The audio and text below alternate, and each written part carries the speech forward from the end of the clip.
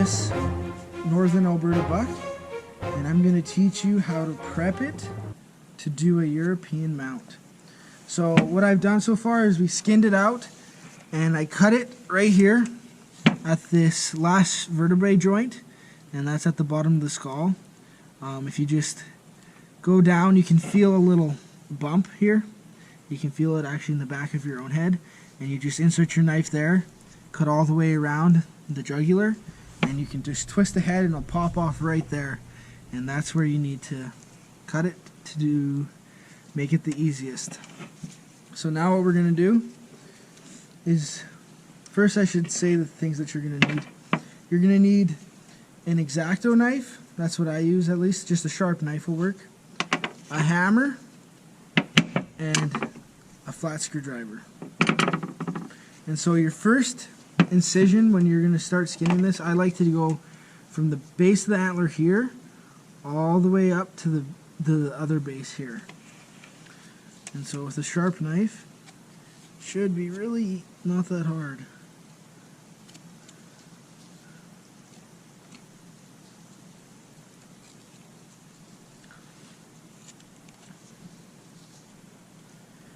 Okay, so once you've made that cut, you can take your screwdriver and you want to just put the flat part in there against the base of the antler, and you just kind of give it a tap and pull. You can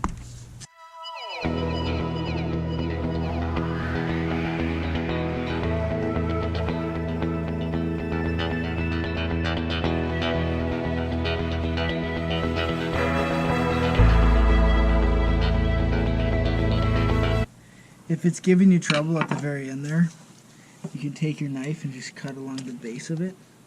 It's usually like right above the ear and right behind the eyeball. If it's going to give you trouble, it'll give you trouble right there. So I just take my knife and cut it out from right there.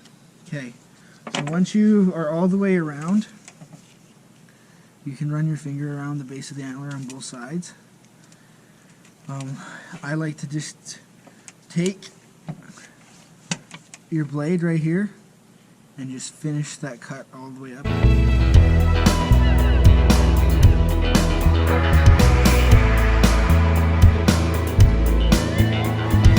That incision you can cut up and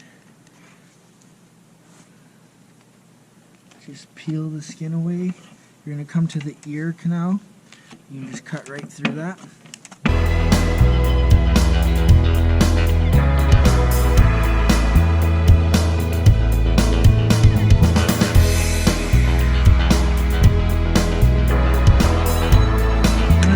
Once you start getting to the eye, I like to take my finger and you can feel the eyelid there.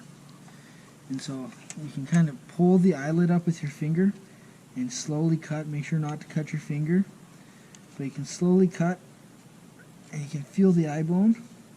Just want to slowly cut around that. And if you're caping it, you got to be really careful not to get the eyelid.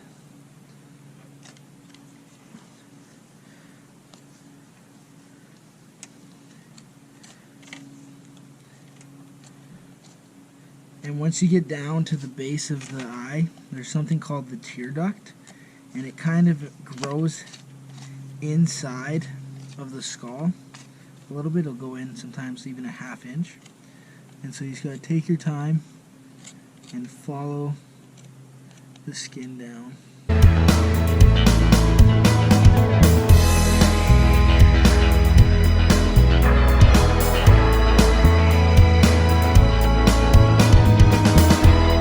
Okay, so you're going to just kind of skin down until you're halfway down the face, and then I like to just flip it up on its back like that, and you can pull the lips up and start cutting around the base of the lips there.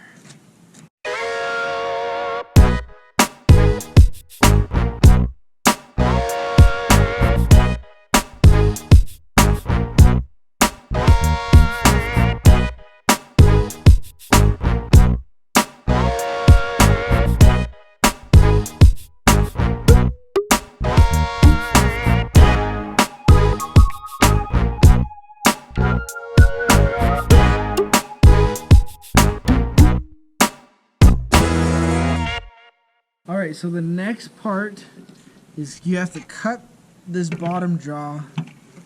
You want to cut it right out. So I go up kind of by the cheeks, and you just basically you want to get as much meat off as you can and get the bottom jaw out, the tongue out, everything like that.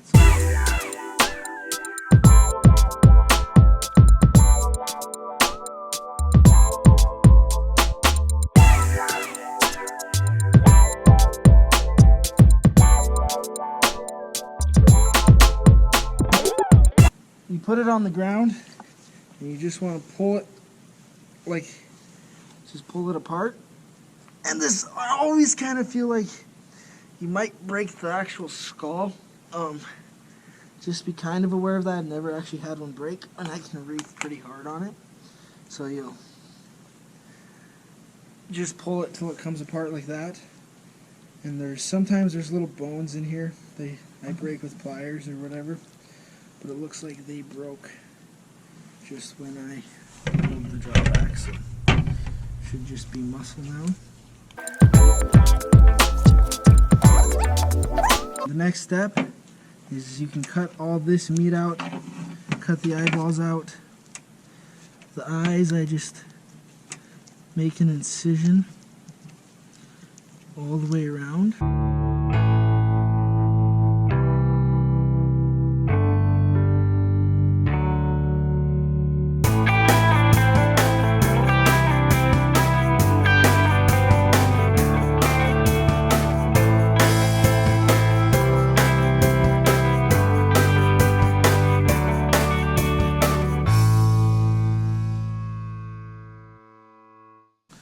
And then you're just going to want to trim just as much meat off as you can.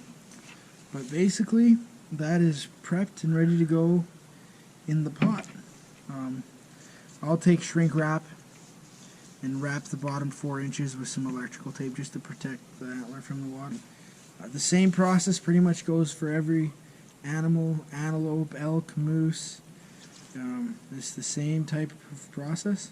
So just in the closing remarks, if you're not going to boil right away, you want to get this head into a pot of water and just let it sit, or else it's going to dry out and the bone's going to start taking on oil, which is going to cause discoloration, and it won't come out as white as you'd like. Another way is you just leave the skin on right before, just right until you're about to boil it. Leave the skin on as long as you can, because that's going to keep the oils away.